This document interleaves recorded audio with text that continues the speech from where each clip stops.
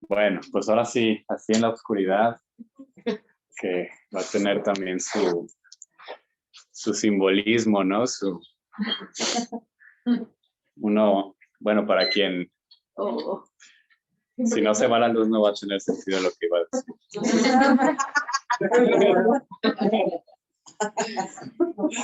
Bueno. Si se va, pues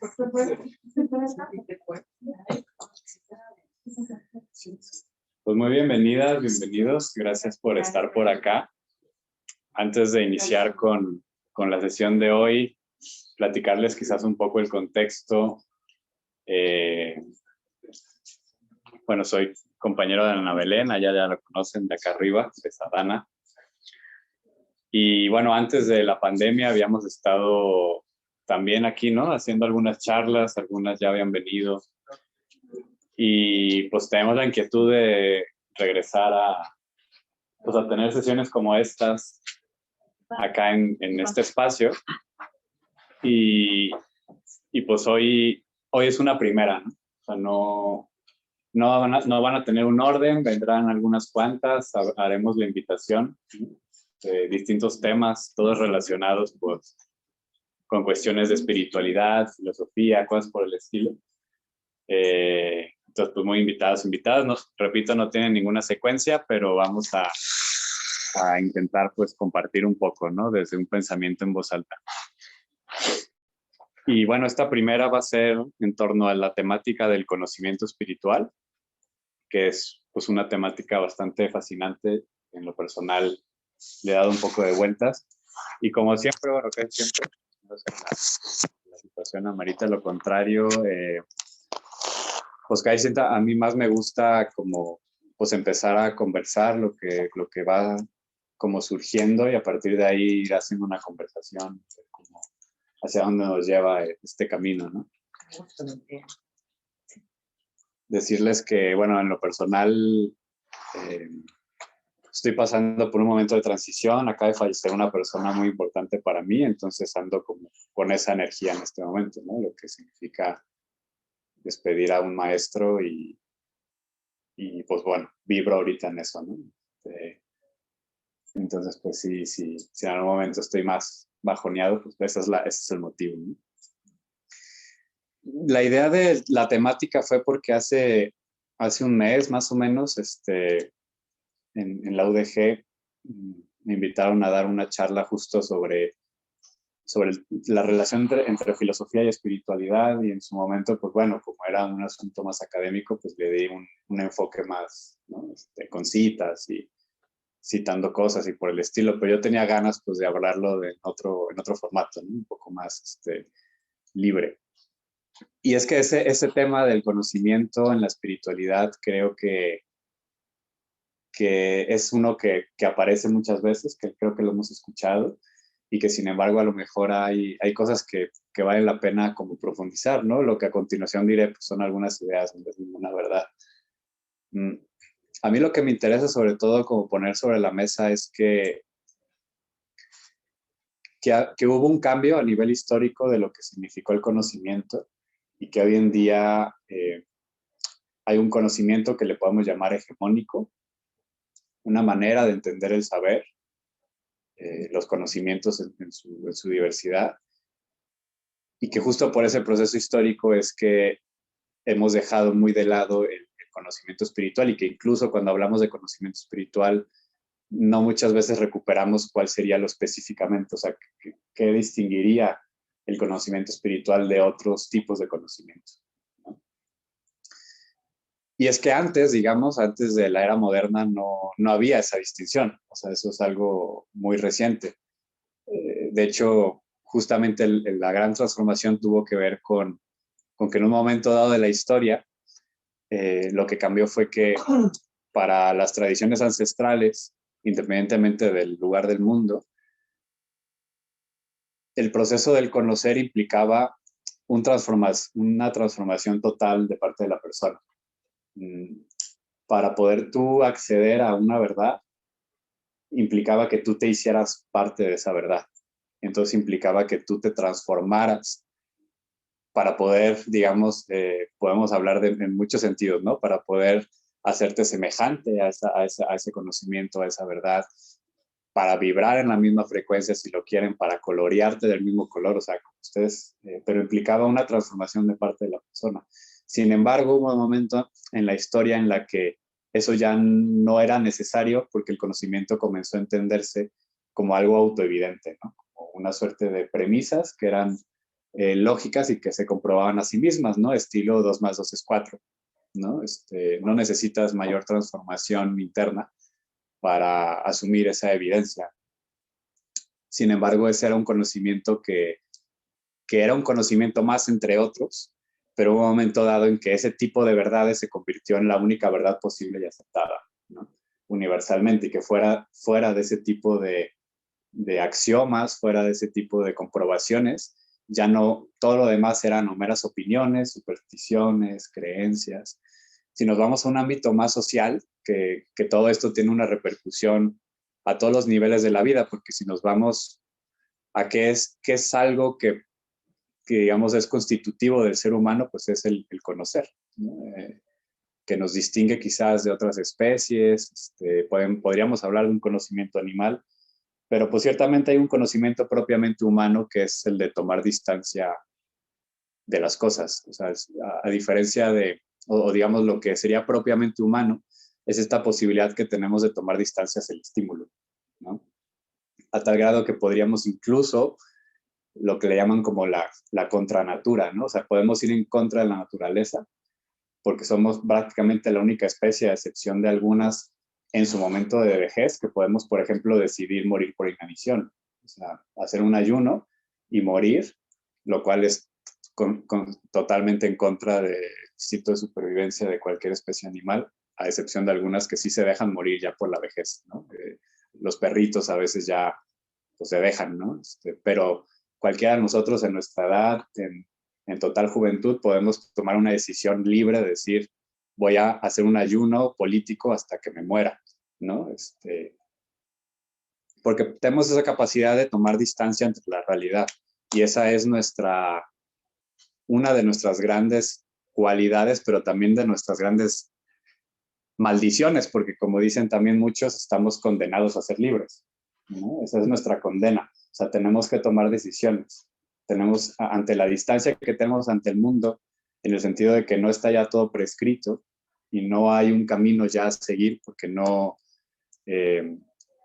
nos regimos a través de los estímulos solamente, entonces entra la lógica de la libertad, ¿no? Esa distancia que se crea entre la persona o el colectivo y lo que es la realidad. Y por eso mismo, ante esa distancia que es la realidad, al no poderla conocer de una manera por completo, ¿no? También es necesario entonces crear historias para darle sentido a algo que en sí mismo no lo tiene, ¿no? En el ámbito de, por eso la diversidad de sentidos que ha creado la humanidad, porque no experimentamos la realidad como si fuera algo que está allí 100% objetivo y que desde su propio lado nos dice todo lo que es, sino que hay una co-creación entre lo que cada quien trae, lo que cada cultura trae y lo que tiene enfrente. Y entonces esa combinación, digamos, esa coparticipación es lo que hace la realidad de cada cultura, de cada persona, ¿no? Y eso es real, o sea, no es menos real que un dato matemático, que un dato científico, porque esa es nuestra realidad, es una coparticipación entre lo que hay afuera y lo que tenemos adentro, de tal manera que también el adentro y el afuera se hace muy viscoso, ¿no? Poroso. Y entonces, por eso conocemos, o sea, justamente por esa distancia que tenemos es que tenemos la capacidad de conocer, ¿no? Y no vivimos, digamos, como en un estímulo constante. No por nada, digamos, los mitos, los llamados mitos de origen de muchas tradiciones, recuperan de cierta manera como la noción de la caída, algunas le llamarán pecado, algunas le llamarán algún desvío, se relaciona casi siempre con el conocimiento, ¿no? El Génesis, el árbol es, el de la manzana es el árbol del conocimiento del bien y el mal, ¿no? Etcétera, etcétera, ¿no? Entonces tiene que ver con, o sea, algo tiene el ser humano con el conocimiento que es profundamente relevante, ¿no? Sin embargo, lo hemos reducido casi en los últimos siglos a un asunto pues de conocimiento especulativo, lógico, matemático, pero no siempre había sido así, ¿no? Sino que justamente tiene que ver con el ámbito de cómo el ser humano se relaciona con su mundo, ¿no? Conociéndolo, siempre conociéndolo porque no está dado. Entonces siempre va a haber como un velo, ¿no? Entre la realidad y nosotros y nosotras. Y el conocimiento, pues es lo que se puede relacionar con la realidad, pero siempre digamos, en medida, pues nunca en su totalidad. En el Bhagavad Gita hay una escena muy maravillosa que es cuando Arjuna le pide a Krishna, a Dios, que se manifieste en su totalidad, ¿no? Y a Krishna dice, va, se manifiesta, y Arjuna inmediatamente le dice, no, por favor, no lo hago, o sea, porque no, el Antiguo Testamento dice, nunca nadie ha visto a Dios, ¿no? Lo repite también Jesús. Y es que, pues sí, la realidad en su estado total, no podemos percibirla en tanto que perderíamos nuestra humanidad, ¿no? Lo que nos haría propiamente humanos, ¿no? Hay tradiciones espirituales que eso es a lo que apelan, ¿no? Justamente a trascender su humanidad. En lo personal, yo no veo ningún sentido en ello, pero yo creo que porque justamente el conocimiento iría por ahí, un conocimiento que asuma también la carnalidad. Y lo que también, otro punto que estaba diciendo era que como es algo que está presente en todo lo humano, o sea, ya un poco estipulamos que es algo que es propio del humano, por lo tanto está presente en todas las dimensiones humanas, entre ellas el ámbito social. Y si nos vamos más a un estudio de corte más sociológico, es muy interesante ver que en cierto momento, cuando las cortes de Portugal y España, en tiempo de la colonia, se dividieron el mundo en una cosa que se llamó el Acuerdo de Tordesillas, donde en un pueblito que está allá en España, que nadie nada por él, en aquel momento España y Portugal se dividieron el mundo con mapa en mano y dibujaron de manera totalmente aleatoria una línea. De aquí para allá es nuestro y de aquí para allá es de ustedes. Por eso nosotros hablamos español y los brasileños hablan portugués, por esa simple razón, ¿no? Porque ahí dibujaron esa línea, ¿no? Y comenzó a construirse lo que se conoce como lo de este lado de la línea versus lo de ese lado de la línea, ¿no? De este lado de la línea, es decir, nosotros los europeos, acá hay ciencia, acá hay conocimiento, acá hay verdad. De ese lado de la línea hay superstición, hay opinión, ¿no? Hay creencias mitológicas, ¿no? O sea, toda la sabiduría de los pueblos originarios, por ejemplo, no era ciencia, ¿no? Los debates se daban de este lado de la línea, entre la filosofía, la teología y la ciencia. Esos eran saberes que sí estaban al nivel para debatirse entre ellos, pero de ese lado de la línea no había conocimiento, ¿no? No había saber. Y eso es algo físico, pues, o sea, es un dibujo en un papel donde se dividieron el mundo y entonces se distanció. Y hasta hoy en día le seguimos llamando artesanía a lo que hacen los pueblos indígenas y arte a lo que hacen y lo que está en los museos, ¿no?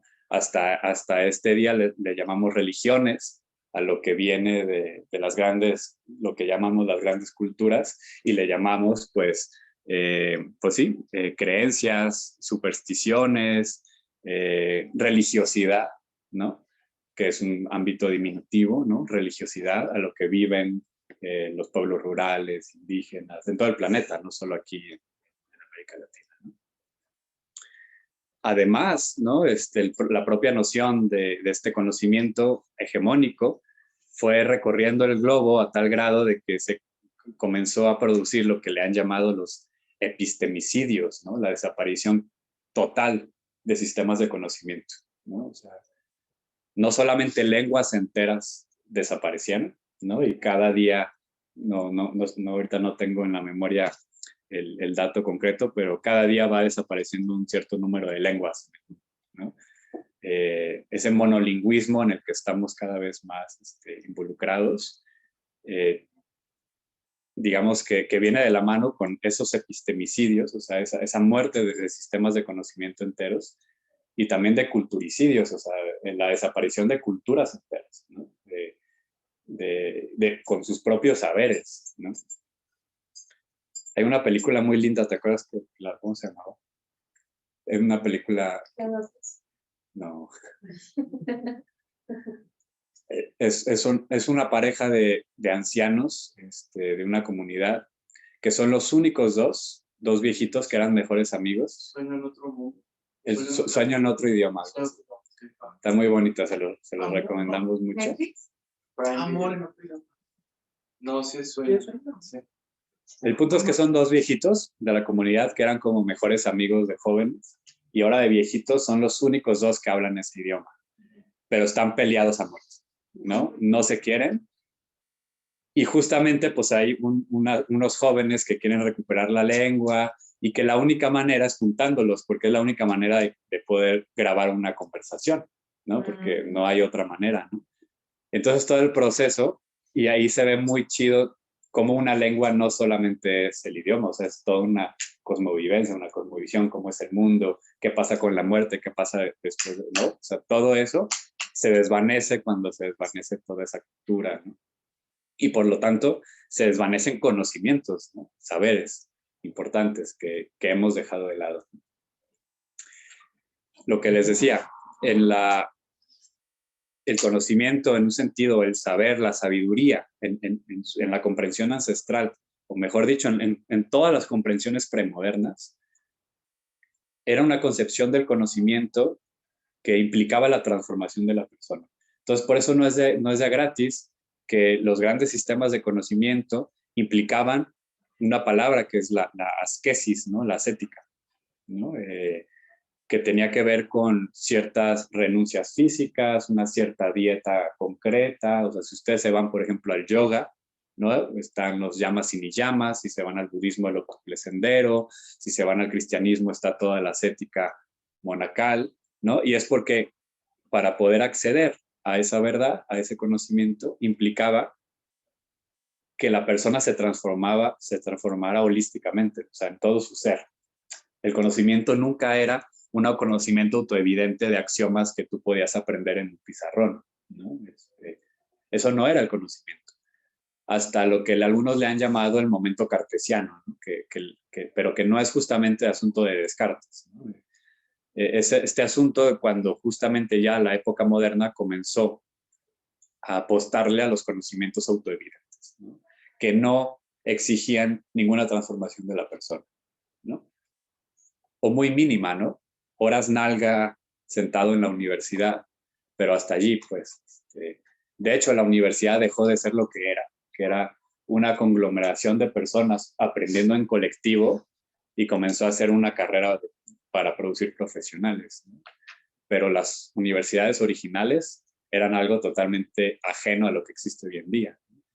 Eran un grupo de personas aprendiendo cosas que no podían aprender de manera individual y apostaban por un colectivo que les pudiera como acoger en esa búsqueda, ¿no? Pero nunca era la producción de profesionales. O sea, eso es totalmente nuevo, es muy reciente, ¿no? Pero lo hemos naturalizado, ¿no? Y pensamos que ese es el conocimiento y que el conocimiento implica pasar por la escolarización y cuestiones por el estilo, ¿no? Pero no era así. O sea, de hecho, 100, 200 años, ¿no? O sea, pero durante millones de años, cientos de años, cientos de miles de años, perdón, de la especie humana, no era así el aprendizaje. De hecho, el aprendizaje, un bebé está aprendiendo todo el tiempo, ¿no?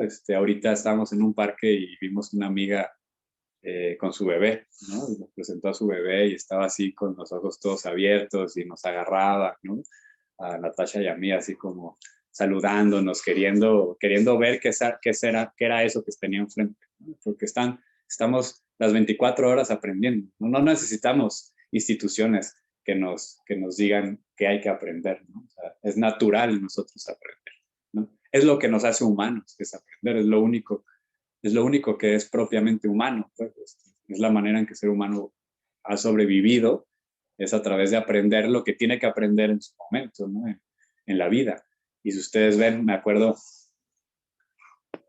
en 1997 más o menos, hubo un foro, el Fondo Indígena de Oaxaca, en el que las comunidades dijeron por primera vez en voz alta algo que ellos han sabido desde hace milenios, que bueno, siglos, que es que la escuela es la peor enemiga de los pueblos indígenas, porque la escuela ha sido la primera arma de los gobiernos para desindianizar al indígena, ¿no? Hacerlo parte de la sociedad moderna.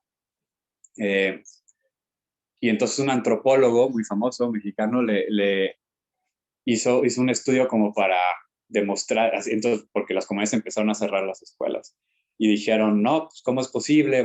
Están condenando a los niños a la barbarie, ¿no? A la ignorancia. Y entonces hizo un estudio para comprobarle a los padres de familia que estaban cometiendo un error al cerrar las escuelas. Y lo que comprobó el estudio es que los niños que no iban a la escuela no solamente sabían igual o hasta más matemáticas y gramática que los que sí iban a la escuela, sino que sabían un montón de cosas más, como trabajar el campo, ordeñar la vaca, hablar su propia lengua. Solamente había algo que los niños que iban a la escuela sabían y los que no iban a la escuela no sabían, y era el himno nacional, ¿no? Y entonces es muy claro para qué es la escuela, ¿no? Para que aprendas el himno nacional, en otras palabras, para que sepas vivir en una sociedad que es además absolutamente ajena a la tuya, ¿no? En el caso de las comunidades. Pero pues es una herramienta para implantar nacionalismos. Eso es la escuela, eso ha sido históricamente la escuela desde sus orígenes. Así se fundó también en Europa, ¿no? Como un esfuerzo nacionalista, o sea, para poder crear cohesión nacional. La primera gramática que se escribió europea sobre una lengua vernácula, es decir, que no fuera el latín, la promovió Antonio Nebrija y se la fue a proponer el mismo año, es decir, 1492, que Cristóbal Colón llega a América. O sea, la creación de una lengua homogénea, de una manera de aprender, de unas reglas gramaticales que hoy le llamamos la Real Academia Española, se crea exactamente el mismo año que la colonia, ¿no? O sea, no es gratuito, pues, ¿no? Hay todo un entramado, ¿no? De hacernos pensar solo de una manera, de hacernos conocer solo de una manera, ¿no? Y eso lleva muchos siglos, ¿no? Y no estoy diciendo que no estoy hablando de, ¿cómo se llama? Pues de titireteros que están controlando, no, estoy hablando, sino, no es como conspiración, estoy hablando pues más bien de una lógica civilizatoria que para que funcione necesita individuos homogeneizados, ¿no? Que hemos aquí, ¿no? Y sin embargo, por eso, ¿no? Quiero volver entonces a esta consideración del conocimiento como una transformación, ¿no? Por ahí va el título, ¿no? de la charla, el conocimiento como una transformación, en el sentido o sea, la gran pregunta, ¿no? Sería, ¿cómo podemos, ¿no? Retornar a ese conocimiento, ¿no? O sea, ¿cómo podemos recuperar esas raíces, ¿no? De un conocimiento que implique otra cosa, ¿no? Yo creo que respuestas habrá como situaciones, ¿no? O sea, no creo que pueda haber una respuesta ya dada definitivamente, pero sí como el reto, ¿no? De buscar volver a beber de estas fuentes, por decirlo en esos términos. Pero si recuperamos, pues, algunos ejemplos históricos, creo que basta como para inspirarnos un poco. Hablando en el budismo, por ejemplo, en el budismo el cultivo de la sabiduría es igual de importante que el cultivo de la compasión, ¿no? No pueden ir por separado. Y la sabiduría no es la conglomeración de una suerte de dogmas o de conocimientos autoevidentes, sino que es más bien como una suerte de colmillo en el discernimiento, ¿no? Cuando hablamos, por ejemplo, en la espiritualidad ignaciana, la espiritualidad de los jesuitas, hay una parte donde Ignacio de Loyola pide, o digamos, propone que como oración, lo que le llama la oración preparatoria, o sea, antes de entrar a una oración, pidas mayor conocimiento interno. Ese mayor conocimiento interno tiene que ver con una serie de tradiciones del conocimiento en el ambiente cristiano que es hacerte otro Cristo. O sea, el hacerte otro Cristo, que es el objetivo de la mística cristiana, del camino espiritual cristiano, tiene que ver con que incluso llegues a transformar tu propia corporalidad, tus propias sensaciones, y las vayas haciendo al modo de Jesús. De tal manera que tú vayas cultivando esa bondad que tenía Jesús y tú también puedas vivir esa bondad. Entonces es una ascética de las emociones, es una ascética de los... Y con ascética me refiero a un trabajo de transformación.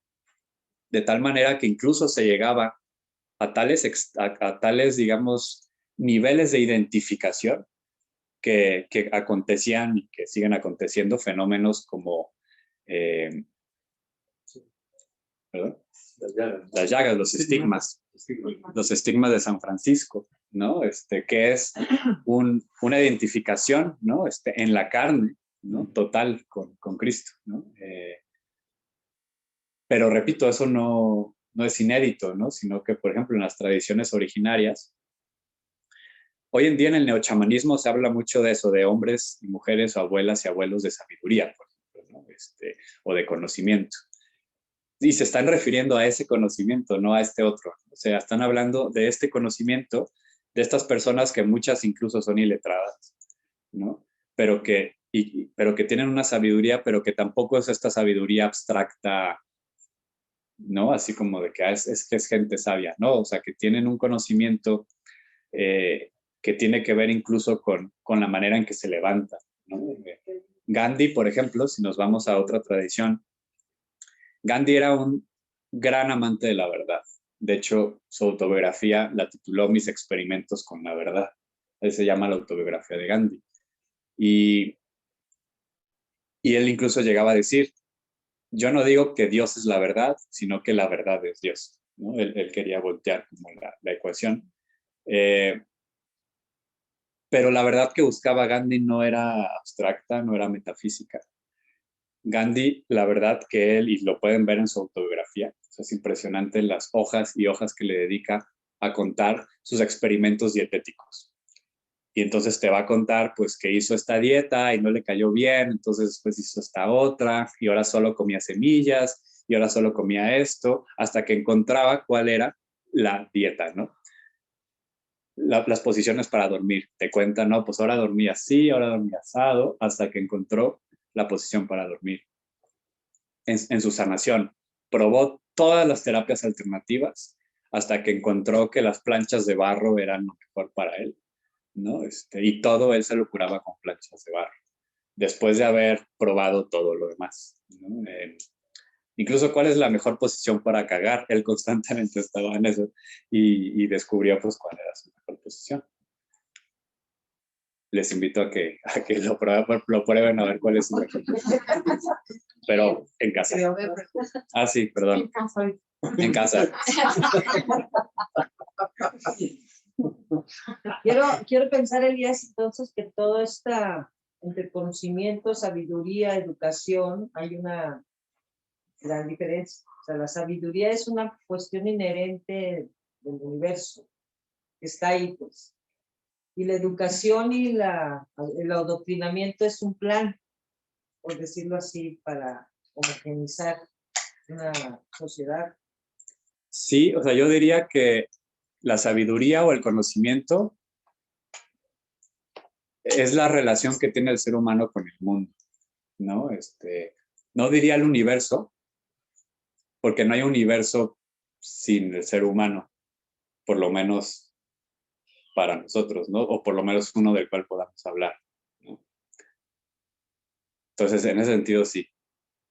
Por el otro lado, es verdad, más que, yo creo que hay que distinguir escuela de educación y de escolarización.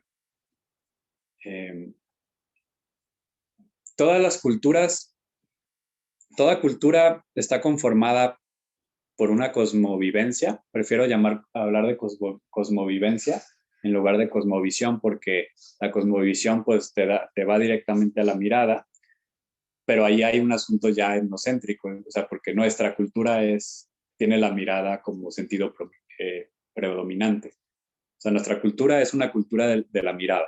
Todo es visual en nuestra cultura. pero eso no ha sido así siempre. O sea, hay culturas que son más auditivas, como la andina, por ejemplo, ¿no? Entonces, por eso cosmovivencia, ¿no? Cosmovivencia del mundo. Entonces, toda cultura está conformada por una cosmovivencia y por un ethos. O sea, no es ética, sino es una manera de vivir.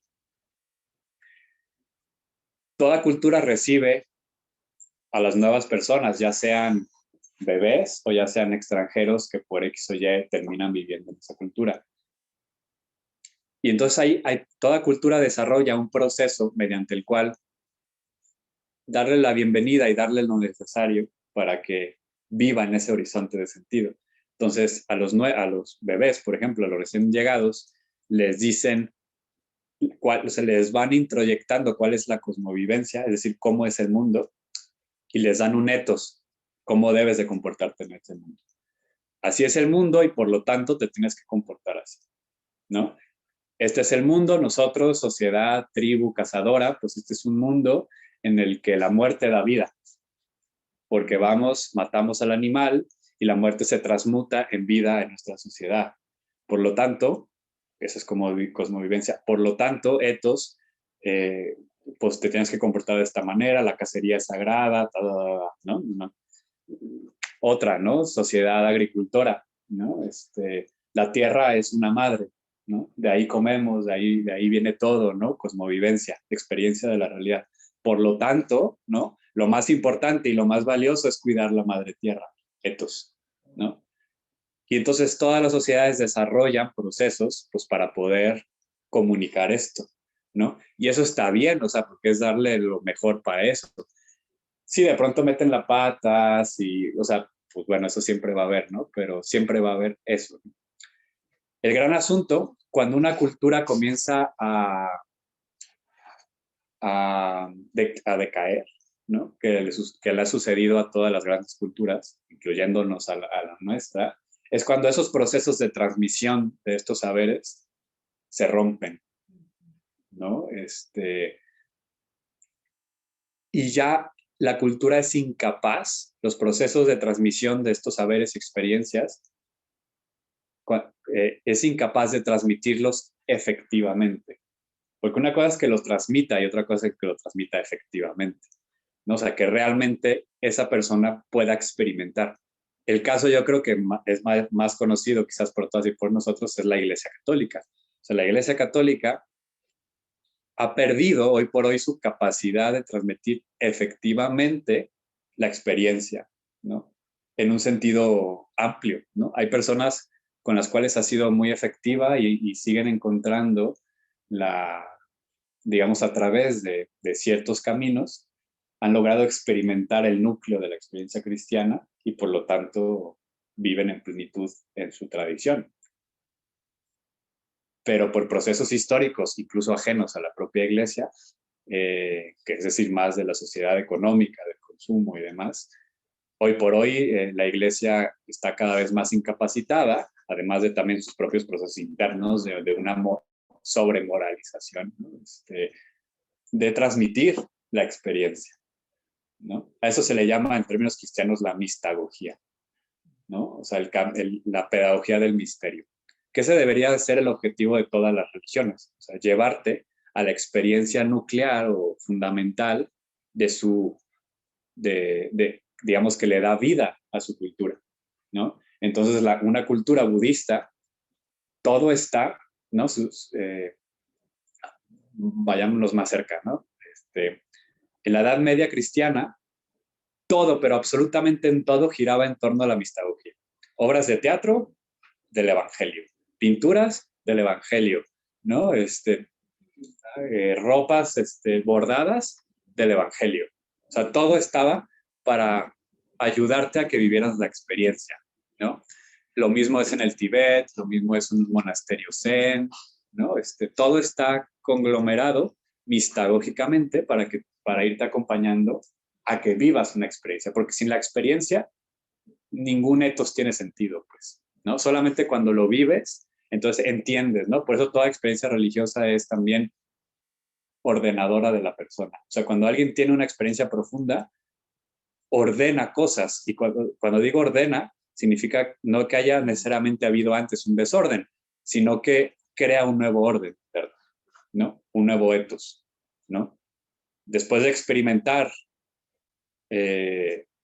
la experiencia propia de cualquier tradición, ya no puede ser la misma persona, ¿no? Y ese es un conocimiento, ¿no? Por eso es un conocimiento real que se ha experimentado tu cuerpo, ¿no? A nadie de aquí, a excepción de alguien que realmente viva las matemáticas como lo viven algunas personas, que para ellas eso sí, pero bueno, por lo menos a mí no me cambió la vida aprender las tablas de multiplicar.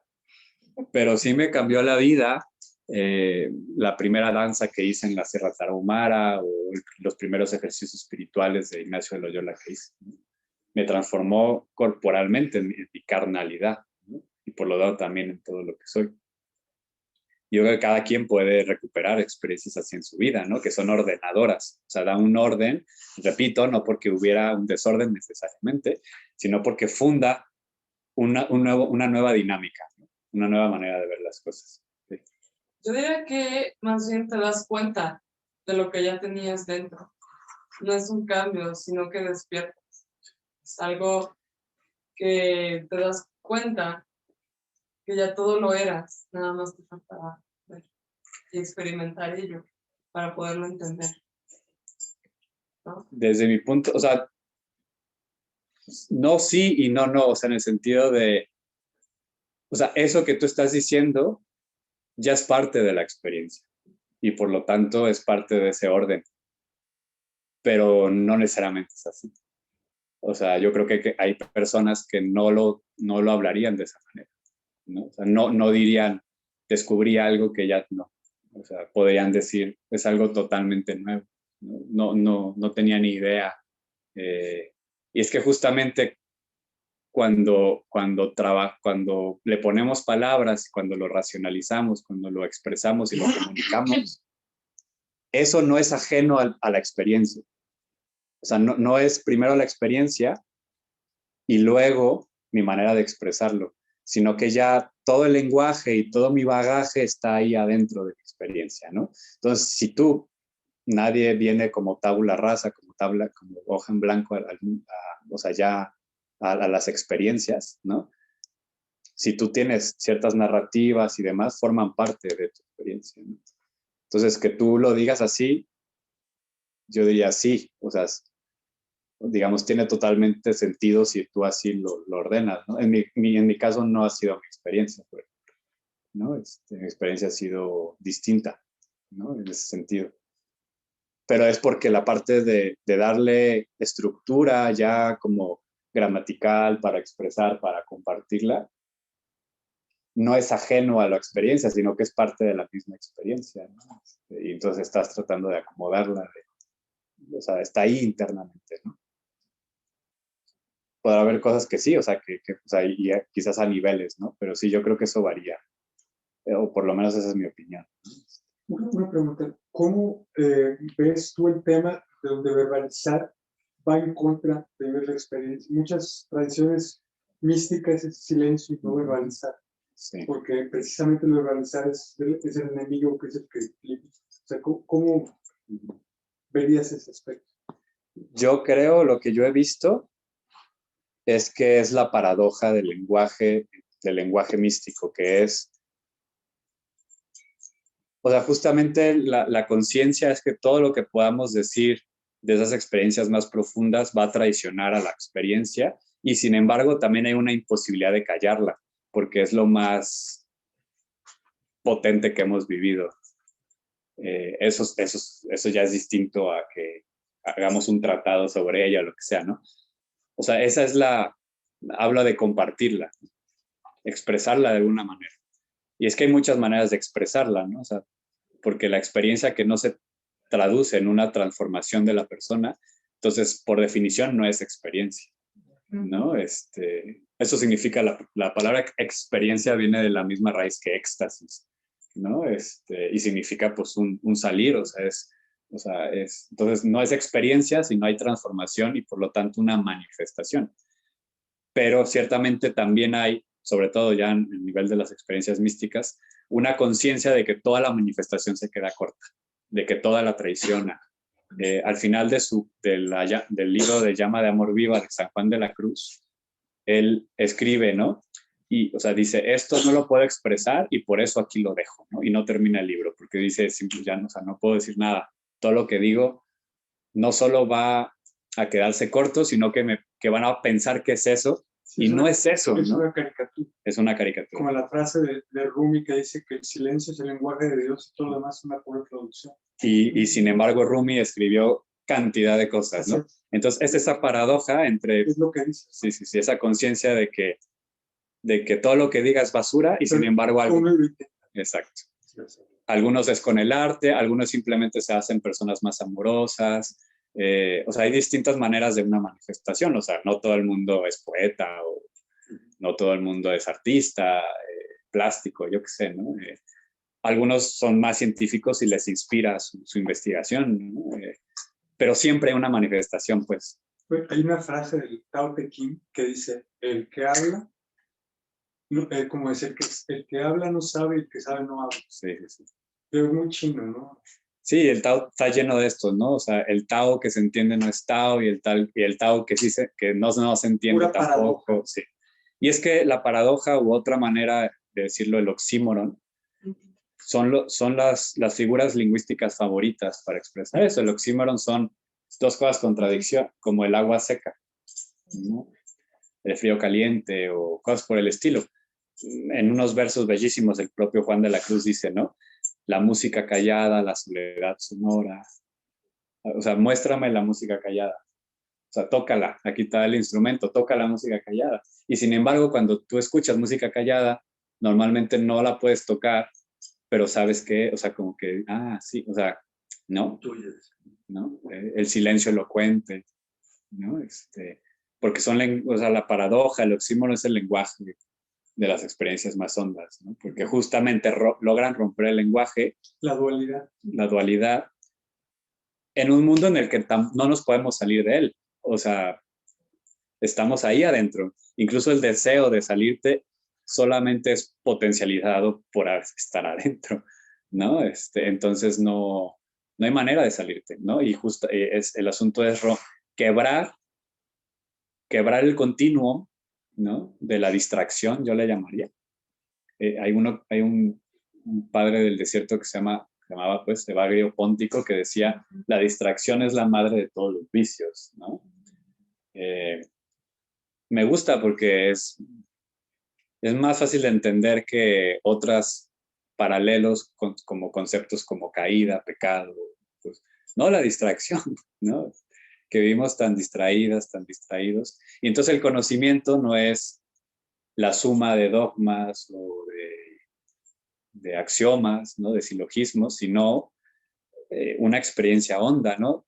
Vuelvo, por ejemplo, a San Ignacio. Ignacio de Loyola tiene una experiencia que se llama el Cardoner, la iluminación del Cardoner, donde él está en el río Cardoner, y dice que comenzó a experimentó algo, y dice, si yo juntara todas las cosas que he conocido y aprendido durante toda mi vida, excepto esa, no le llegarían, ¿no? No. O sea, y es algo muy recurrente, ¿no? Y sin embargo, repito, no son grandes erudiciones ni nada, sino que son, entonces, o sea, hay otro conocimiento que tiene que ver con, en mis términos, ya es como un esfuerzo mío de traducirlo a nivel más filosófico. Para mí, en lo personal, pero que eso se atraviesa con mi lenguaje, con mi experiencia y todo, es ser capaz, no sé si a ustedes les ha pasado, de sentir en ciertos momentos de su vida que esa realidad que están experimentando en ese momento es más real, ¿no? A mí, yo sí lo experimento, o sea, como que tiene una densidad de realidad más o menos, ¿no? Como que si de cierta manera estuviera yo distraído de pronto, y en ese momento como que al estar siempre, le pueden decir estar 100% en el presente. A mí me hace sentido pensar que como si en ese plano hubiera mayor densidad de realidad. O sea, como que, ¿no? Como en estos planos que de pronto dibujan en la física cuántica y que de pronto pues hay como uno, así un objeto de peso que está atrayendo, o sea, como esas experiencias magnéticas de tu vida en donde de pronto mucho gira en torno a ella. Que no se te olvidan, o sea, Que no se te olviden. recuerdas siempre esa experiencia. De hecho, los místicos y místicas siempre, esto es algo también muy interesante, porque de pronto yo me he tropado con muchas personas que con justa razón tienen cierto recelo a la hora de hablar de conocimiento, de cosas por el estilo en el ámbito espiritual, en el sentido de que ¿cómo le hacemos para entonces no caer en cuál experiencia es más verdadera que otra? ¿Digo? ¿No? Y sin embargo, los místicos y místicas siempre se han hecho esa pregunta. O sea, ellos siempre se han preguntado, ¿esta experiencia, esto que estoy viviendo, es real o no es real? ¿Me lo estoy inventando yo o sí es real? ¿No? O sea, porque saben también que el camino espiritual es un hilo, o sea, es el filo de una navaja, o sea, un paso en falso y acabas en otro lado. Entonces, digamos que el gran tema es cómo discernimos eso, ¿no? Y los místicos y místicas pues han dado muchos criterios, ¿no? Que son como, uno es eso, o sea, cuando una experiencia se mantiene en el tiempo, independientemente de qué tan ruidosa fue en su momento, pero se mantiene y sigue dando consuelo, sigue dando sentido, ahí hay un criterio de que ahí hay algo importante, ¿no? Otro es que por ejemplo, realmente haya habido una transformación, ¿no? O sea, hay experiencias que son altisonantes y sigue siendo exactamente la misma persona, entonces, pues a lo mejor no fue nada, ¿no? Fue de esas bebidas burbujeantes que tienen un montón de espuma y te las tomas y tiene así de líquido, ¿no? Así hay muchas, nuestras experiencias espirituales, hay muchas que son así, porque justamente las que más ruido hacen, casi nunca son las más elementales, ¿no? A veces la plática con un extraño en el camión fue más que tus 30 ayahuascas, ¿no? No sé. Sí, sí, sí. Sí, o a lo mejor pues era justamente ahí un ángel, un bodhisattva que estaba ahí para ti en ese momento, ¿no? Pero son las cotidianas, ¿no? Es donde hay de pronto, y otra cosa que han también dicho los místicos y místicas y que es constante, es que tiene cierto grado de gratuidad. O sea, que tú no la construiste. O sea, que si tú te sentaras y te esforzaras para construirlo, no le llegaría a los talones a esa experiencia que tuviste de manera gratuita, ¿no? Como un regalo, ¿no? Porque se nota, o sea, los místicos y místicas dicen, se nota, por más que puedas engañar a medio mundo, hay como esa conciencia interna que te dice, no, güey, o sea, te lo estás inventando, ¿no? Está muy buena y sirve mucho, o sea, por ejemplo, ¿no? En la oración o en la meditación sirve mucho también como imaginar y demás, ¿no? Pero donde realmente se da el asunto es gratuito. Y es otra de las paradojas del camino espiritual, ¿no? Que es, no haces nada para lograrlo y sin embargo exige todo de ti, ¿no? O sea, te toca a ti, es como, es la lógica del don, es la lógica de la donación. O sea, cuando alguien te da un regalo, tú no hiciste nada más que recibirlo. Y recibirlo está el mayor problema, porque pues, ahí están todos nuestros traumas de la desdichada infancia, ¿no? Es que no lo merezco, ¿no? Es que merecía más, ¿no? Es que no me dieron el que yo quería, no es el color que me gustaba, ¿no? ¿Por qué me lo dieron ahorita si lo necesitaba más hace 10 años? Yo qué sé, ¿no? Entonces, todo ese trabajo que hay que hacer para realmente poder recibir, y sin embargo nunca depende de ti que te lo den, ¿no? Esa es la paradoja del camino espiritual, ¿no? Toda la chamba que tienes que hacer para ser disponible a recibir el don, y sin embargo nunca va a depender de ti. El último, es como subir a la montaña y llegar al final, pero saber, o sea, que el último paso no lo das tú, ¿no? Que es como una suerte ya que estás en una inercia, ¿no? Creo que bueno. Una pregunta, comentario. Hay una definición de un místico maestro de budismo zen americano, Adyashanti, que dice que la iluminación es un proceso destructivo, porque no se trata de ser mejor, sino de darte cuenta que todo lo que tú crees que es cierto no es cierto. Es desaprender. Es prácticamente librarte de todo el conocimiento, porque todo es un constructo mental. Sí, sí. Es más dentro del budismo, que es el no hay yo, o sea, es toda una construcción. Sí. No, pero yo creo que eso, a ver, no me atrevería a decir, todos los caminos que son apofáticos, es decir, todos los caminos que se aproximan por un medio negativo, justamente de esa, la vía negativa, es decir, de justamente ir destruyendo todas esas cosas, pues es lo mismo.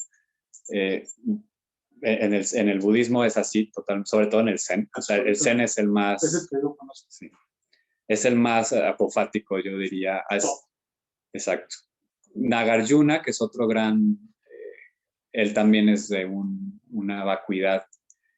Pero, por ejemplo, nos podemos ir de nuevo, por ejemplo, en un lenguaje cristiano, y tenemos de nuevo a este místico Juan de la Cruz que dice: para venir a saberlo todo, has de ir por donde no sabes nada. Para venir a tenerlo todo, has de ir por donde no tienes nada. Para venir a poseerlo todo, has de ir por donde no posees nada, ¿no? Este es el camino. Y luego él tiene un dibujo, es el dibujo del Monte Carmelo. Dice, el camino para subir al Monte Carmelo hay tres. El de la derecha es el de los bienes, las riquezas materiales, ¿no? Ese se desvía y se cae. El de la izquierda es el de las riquezas espirituales, porque ojo, también con las riquezas espirituales, también son igual de tramposas que las riquezas materiales, ¿no? Riquezas todos los, podemos llamarle como apegos, ¿no?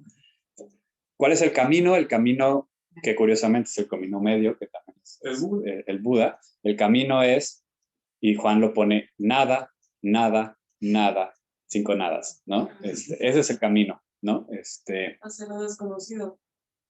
Dice, hay otros versos, dice, y este saber es de tan alto poder que ni todos los sabios entendiendo jamás lo podrán comprender, porque no llega su saber a no saber entendiendo toda ciencia trascendiendo, ¿no? Entonces es el saber del no saber, ¿no? Pero justamente desde ese no saber es profundamente práctico, ¿no? O sea, no es un saber que no es un no saber que paraliza, ¿no? Al contrario, o sea, tú ves a estas personas, a los monjes budistas, están todo el día, o sea, con la huerta y están pintando y están en lo práctico, porque ahí es donde está el asunto, ¿no? Nirvana es samsara, samsara es nirvana, ¿no? Porque es un saber totalmente práctico. Un término que me gusta es performativo, es decir, es un saber que solo se sabe cuando se ejerce, ¿no? No es un saber de tu biblioteca mental, es un saber que solamente es como andar en bicicleta, ¿no? Pues solo sabes andar en bicicleta andando en bicicleta. Aquí realmente nadie ahorita sabemos andar en bicicleta. Hasta que agarramos la bici sabemos andar en bicicleta, ¿no? Aunque aquí yo digo, no, pues si yo aprendí, pero en el asunto serio, o sea, el conocimiento espiritual solo es conocimiento cuando se está viviendo en el momento, no cuando yo tengo ahí en mi archivero mis citas, mis libros. Pero ese sí es el otro conocimiento más hegemónico, el que más, el que nos vamos a, perdón, que ni siquiera terminé, pero que íbamos por ahí, ¿no? Regresando a la pregunta, ¿no? Que ese es el conocimiento de la escolarización, ¿no? O sea, decíamos que entonces todas las culturas transmiten todo esto y que entonces está bien porque son las transmisiones, ¿no? Para mantener viva una tradición y demás, pero que el gran problema de nuestra cultura, y eso veníamos ya con la iglesia y demás, nuestra cultura ha fracasado y por eso tenemos una gran ausencia de sentido. O sea, hoy las nuevas generaciones no tienen un sentido y estamos cada vez más empujados a inventarnos un sentido que siempre ha sido así. O sea, el ser humano siempre tiene que inventarse algo porque tiene que, o sea, así como tenemos esta distancia, entonces estamos ante el terror de lo que se llama la anemia, ¿no? O sea, es decir, anomos, la ausencia de orden. El ser humano se puede acostumbrar absolutamente a todo. O sea, somos la especie más chafa a nivel físico. O sea, sí, o sea, casi cualquiera corre más rápido que nosotros, cualquiera tiene una mejor piel, unos mejores colmillos, ¿no? Aguanta más el clima. O sea, sí, o sea, somos malísimos, ¿no? Pero tenemos una capacidad de adaptación impresionante, ¿no? O sea, tú sacas al oso polar de ahí, o sea, y muere, ¿no? Tú sacas a una serpiente del desierto y se muere, ¿no? El ser humano tiene una capacidad adaptativa impresionante y todas las especies oscilan entre el polo adaptativo y un polo que no se adapta, porque si no, depende del equilibrio que tenga entre esos dos polos, la especie puede seguir. Una especie que tiene un polo adaptativo demasiado, en pocas generaciones ya es otra especie. Es decir, ya no sobrevive en el sentido que ya es otra especie, ¿no? Ya tiene alas, y antes no tenía, yo qué sé. Y los que tienen muy poco adaptación desaparecen, ¿no? Por el medio cambia y no pueden ellos adaptarse.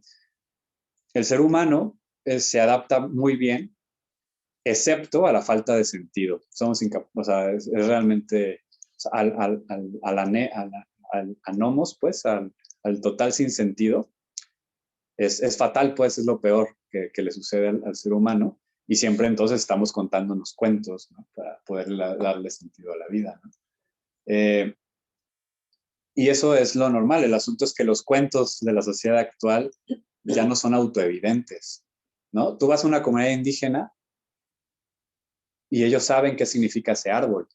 Ese árbol lo plantó el bisabuelo, hay todo un sentido, una serie de conexiones. Aquí nada significa nada más que el número de pesos, ¿no? Y eso es, o sea, volviendo un poco al campo filosófico, lo que filosofías como la de Nietzsche le llamó el nihilismo, ¿no? Que es decir, ya nada vale, es simplemente la contraparte de lo que le llamamos el capitalismo, que es todo vale. Cuando todo vale, ya nada vale, ¿no? O sea, cuando todo tiene un valor, entonces ya nada tiene un valor intrínseco en sí mismo. Todo tiene precio, no tiene valor.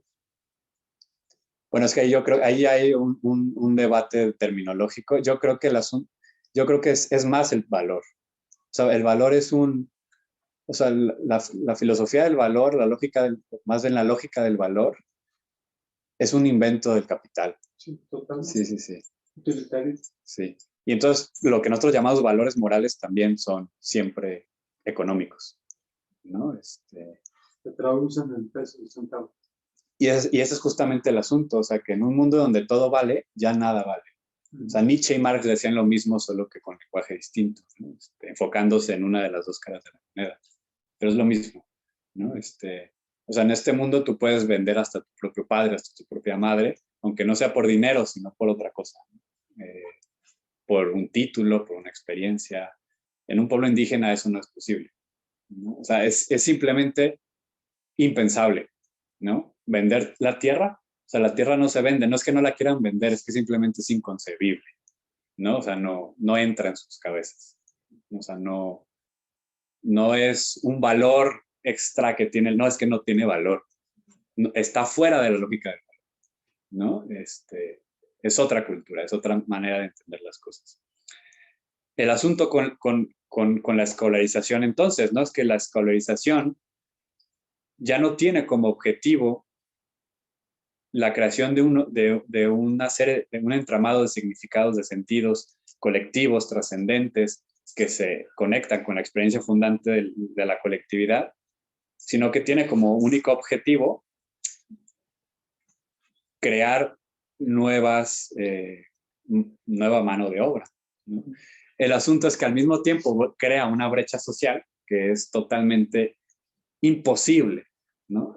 Simplemente no es viable que toda la sociedad alcance el mismo grado de escolarización, ¿no? Por más que vengan nuevos gobiernos y nos prometan, ¿no? O sea, que no se puede, ¿no? En los años, cuando el presidente Truman inventó la palabra subdesarrollo, que fue en 1949, aquí en México, en su discurso, antes de ese discurso no existía la palabra subdesarrollo y por lo tanto no existían los subdesarrollados. Desde entonces vinieron las décadas del desarrollo y lo que sucedió fue que decían, por ejemplo, que estoy ahí diciendo datos al azar, pero el argumento es el importante, que a México, a un país como México le iba en los años 50, le iba a tomar 50 años alcanzar el nivel de desarrollo de Estados Unidos en los años 50.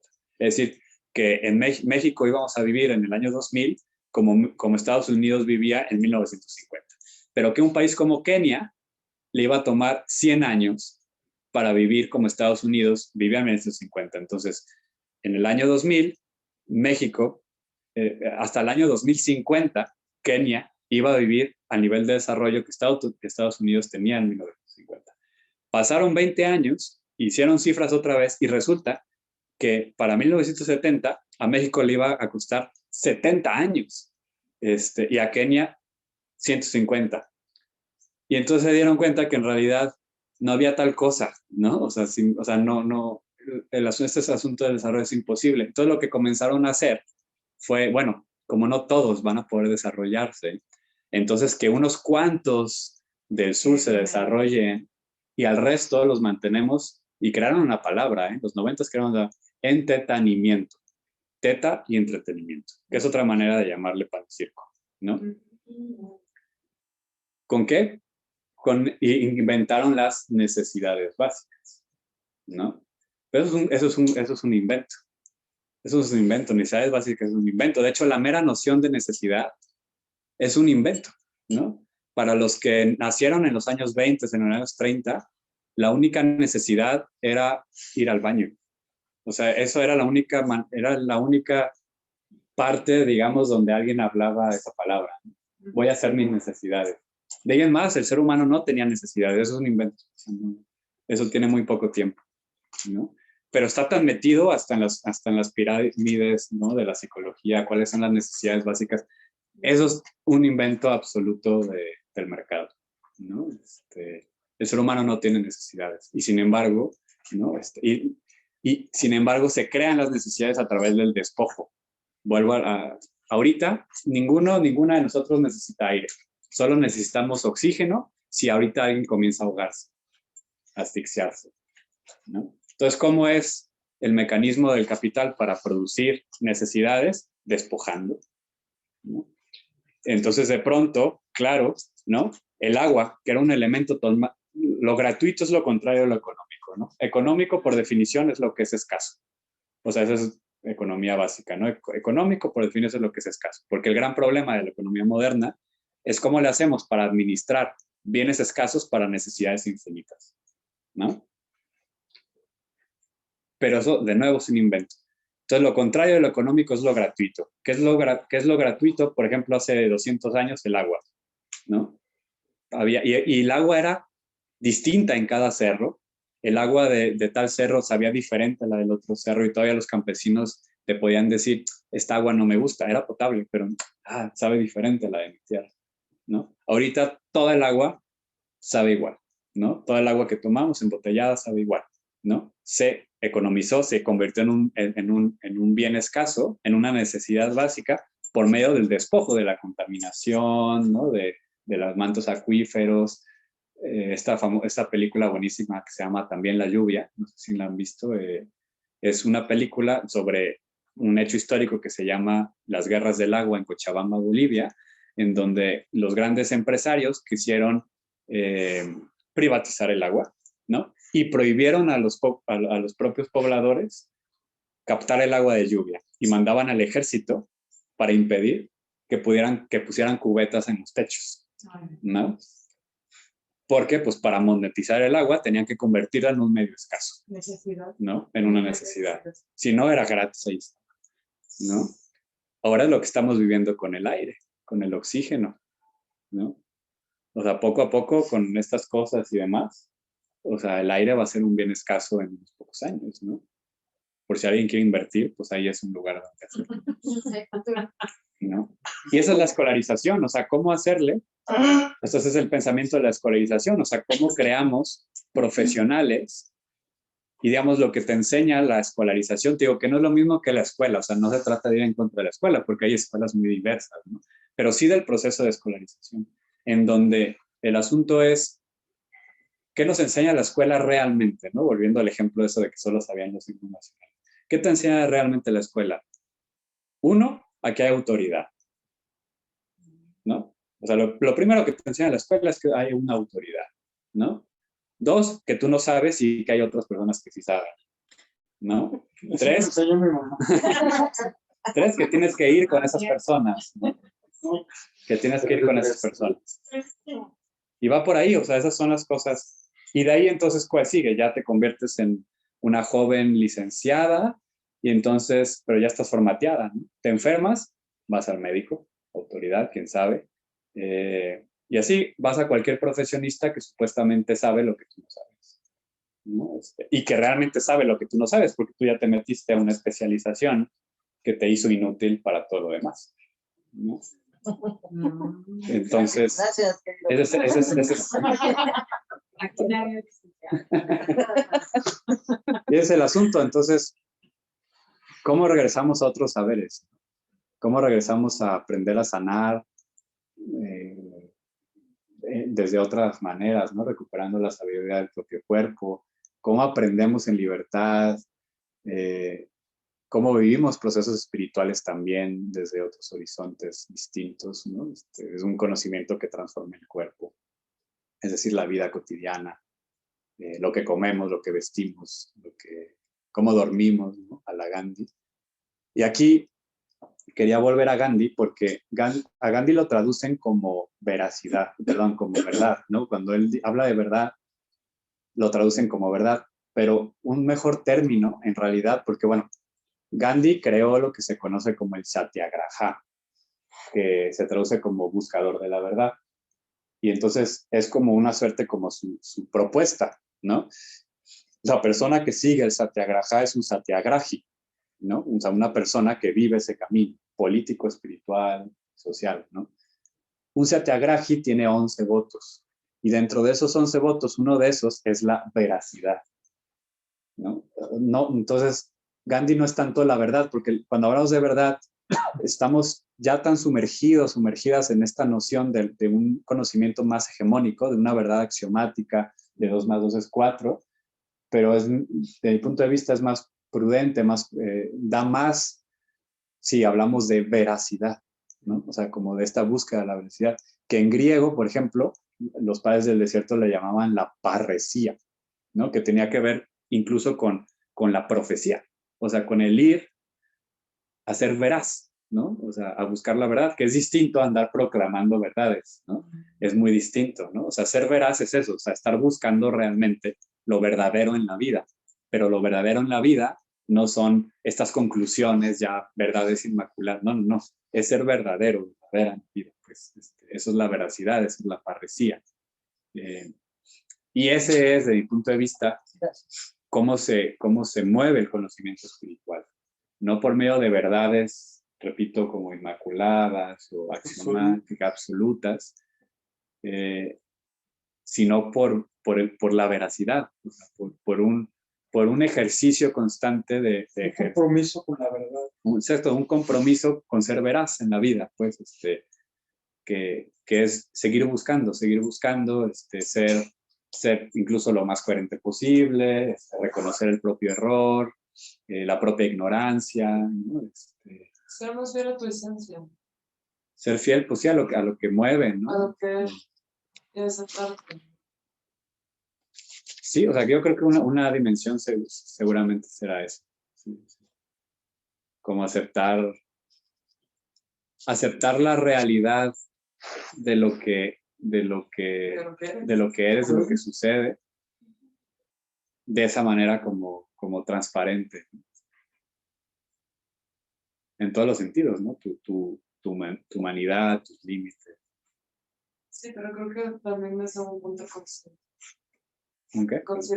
Consciente y abierto a las posibilidades de rectificar o enderezar aquello que quizá se tenga que enderezar, ¿no? Para poder ser coherente desde esta parte de tu propio ser. Sí, sin duda. Porque cuando no lo somos hay como un ruido interno. No sé cuando nos aceptamos. Cuando No, estamos fuera del ser. Sí, nos engañamos. Sí. Impostura. Como tú dices, el espejo, a ver, queda claro que no es lo que dicen. sí, puedes engañar a todo el mundo, ¿no? Pero a ti no te puedes engañar. O no siempre. Sí. No eternamente. No por tan largo de Hay un tiempo. momento en que se cae todo. Sí, porque pues es, ¿no? se me vino esta parábola, ¿no? De, pues si construyes sobre arena, pues se va a caer, ¿no? Tarde o temprano. O la frase de solo la verdad os hará Nos libres. hará libres. Y es esta veracidad, ¿no? Como esta transparencia de... Exactamente lo que dices. Pero, o sea, no hay verdad absoluta, ¿no? O sea, ¿qué es absoluto? Porque también se ve como una mentira si nos vamos a la moral y ética. Yo en lo personal, bueno, absoluto literalmente significa lo que no tiene, digamos, lo que no está ligado, lo que está como... No cambia, estancado. Sí, o sea, Que no es relativo. Ajá. sí, exacto, que no es relativo, que no está ligado. Que es lo que dicen los budistas del yo. El yo no tiene existencia por sí mismo, ¿no? Porque está ligado a... Sí, o sea, en ese sentido no es absoluto, no porque absoluto es, lo pensamos como una cosa, exacto, porque es dependiente, ¿no? Entonces, yo creo que dependiendo de las palabras. Yo en lo personal, en este otro sentido de absoluto, más como ahora de absoluto, así enorme, en ese sentido, cada quien tendrá ahí como su aproximación. Yo en lo personal ahí también... Es subjetivo, ¿no? No, es que cuando dices eso ya estás dando... Sí, es que ¿no? muchas Ya veces... está poniendo un límite. Si yo diría, pues ahí es el silencio. O sea, hay verdad absoluta, no sé. No sé. O sea, porque a lo mejor sí, ¿no? Pero pues yo no, pero no sé. ¿No? Porque si dices que no, pues entonces eso ya es bien absoluto. ¿no? Ok, es una paradoja, ¿no? Ya. Sí, sí, sí. Entonces, o sea, como, no sé, como esa...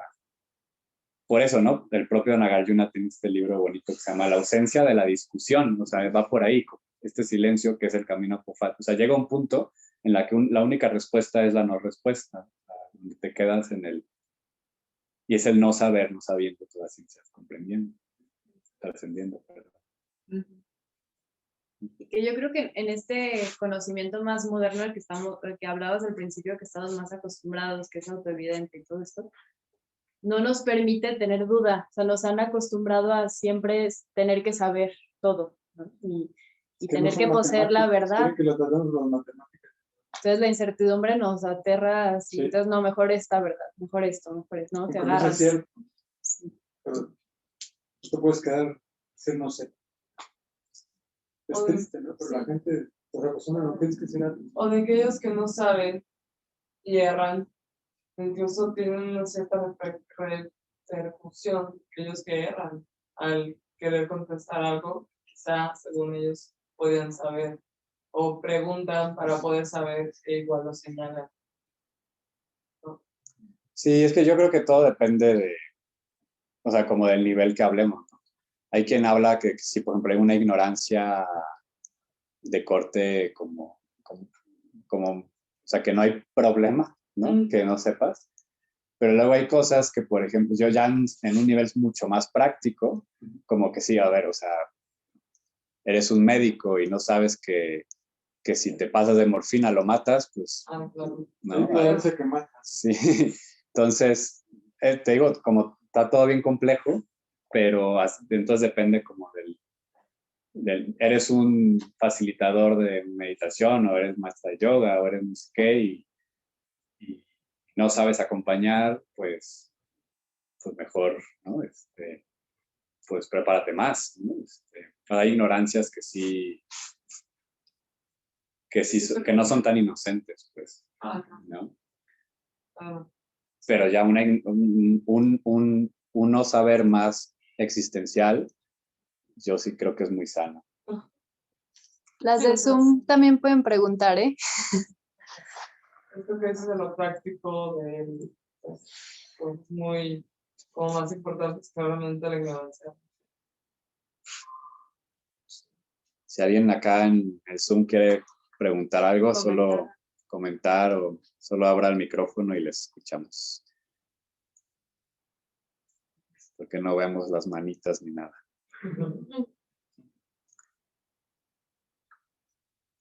Igual no sé si haya alguien más quisiera.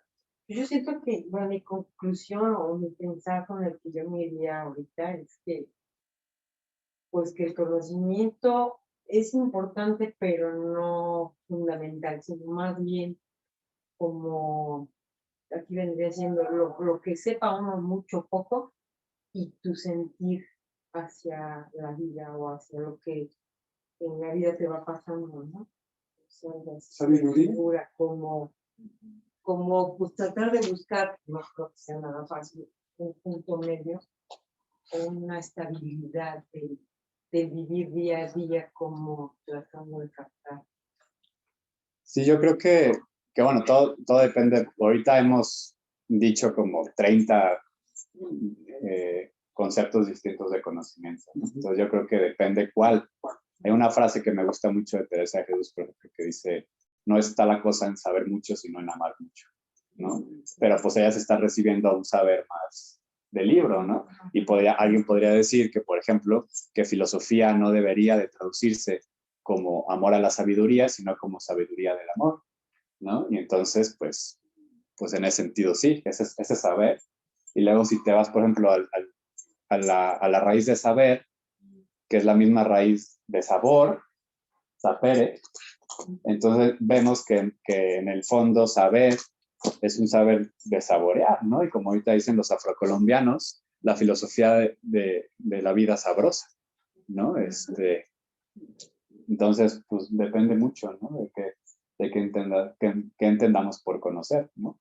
Entonces, en ese sentido... Es como, bueno, como dejarnos fluir, yo para mí sería como un sentido padre, de si hoy amanecí con ganas de esto, o irme por aquí, como dejarme, ¿no? O sea, no estar como decimos, el que va a decir plano, o si digo esto, o igual como algo muy padre que me hace sentirte del lado del amor, el amor tuyo hacia a lo que venga, ¿no? Una escucha más atenta, ¿no? De lo que hay. Más Como espontáneo. la antena. Así es. Por acá en el Zoom, algún comentario, pregunta. O acá. No sé.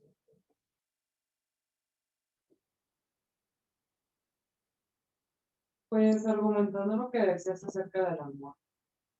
Creo que igual el amor ya lo eres, ¿no?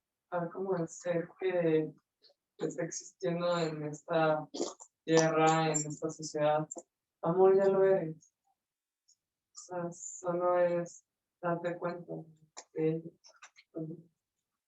de eso. Sí, digo, o sea, creo que es una manera de ponerlo dependiendo que entramos por amor también, pero... Pues yo parto como desde un punto de neurociencia, de la cual, ¿qué es lo que te hace falta para vivir? ¿Qué necesitas? Nada es necesario más que, o sea, en este momento, o sea, respira y ya, o sea, te sientes vivo, o sea, estás aquí y estás siendo amor, estás existiendo en ello. Y es, o sea, como esa autopresencia, pues sí, que se sabe, ¿no? Y que se conoce ahí. O sea, yo creo que en esto va a haber distintos lenguajes, o sea, eso es lo que, pues, o sea, por eso estoy tratando de interpretar el tuyo, ¿no? bueno, es que la filosofía tiene muchas ramas que puede explicar muchas cosas. A mí desde hace rato que decías como reconocer eso que ya eres, es mucho del tantra, o sea, eso es mucho del hinduismo, de cierto tipo de hinduismo, ¿no? O sea, y es lo que decía Elias, tal vez no todas las religiones o tradiciones lo van a describir de la misma manera y no significa que una sea la, ¿no? Es como, ha sido tal vez el lenguaje el que tú has encontrado para describir eso que tú experimentas, ¿no? Sí, yo creo que es ese esfuerzo, ¿no? De tratar de nombrar lo que vamos como viviendo, ¿no? Acá hablaban de fluir, que puede ser algo distinto también o muy parecido. alguien dirá otras cosas, ¿no? Pero es que ese es el asunto, o sea, cómo volvemos a expresarnos desde aquello que realmente estamos experimentando, ¿no? Y no recuperar lenguajes o frases que quedan bien, que suenan bonito, pero que a lo mejor realmente no. O construirlas tú. Sí. Sí, es eso, ¿no? O sea, cómo nombramos lo que realmente estamos viviendo y que por lo tanto pues, siempre va a ser personal, no individual, ¿no? O sea, personal, es decir, como fruto de tu relación concreta con el mundo y con los demás. Como es una cada quien su interpretación.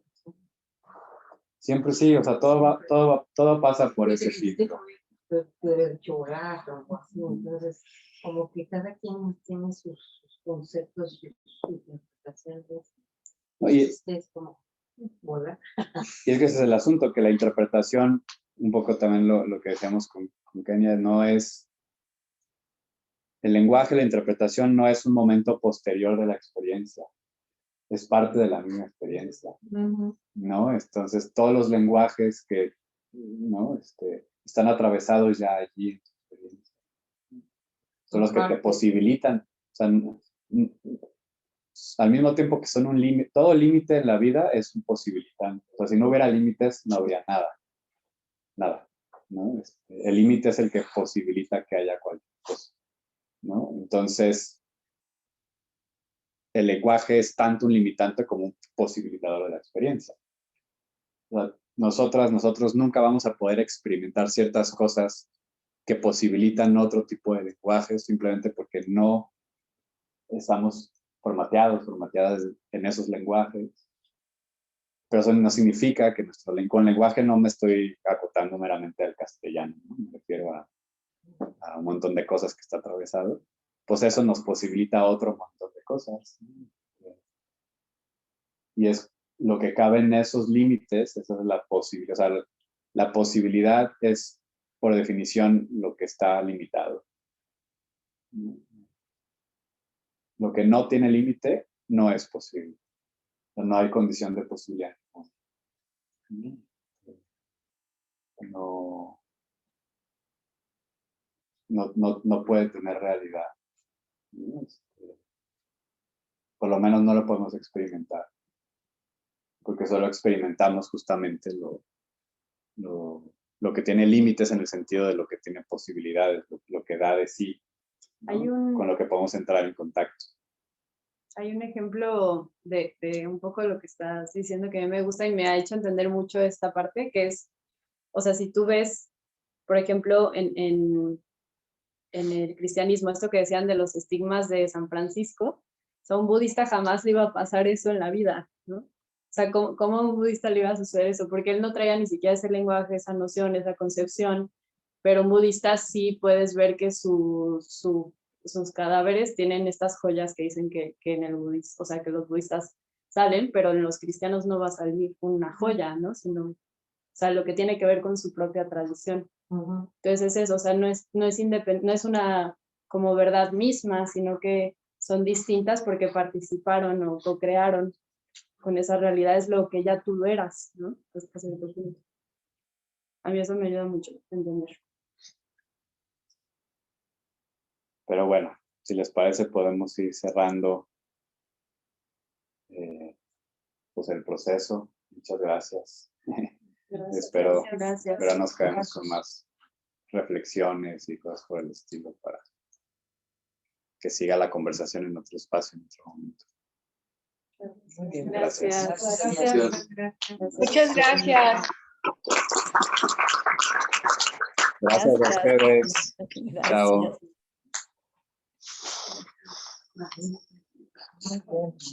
bien.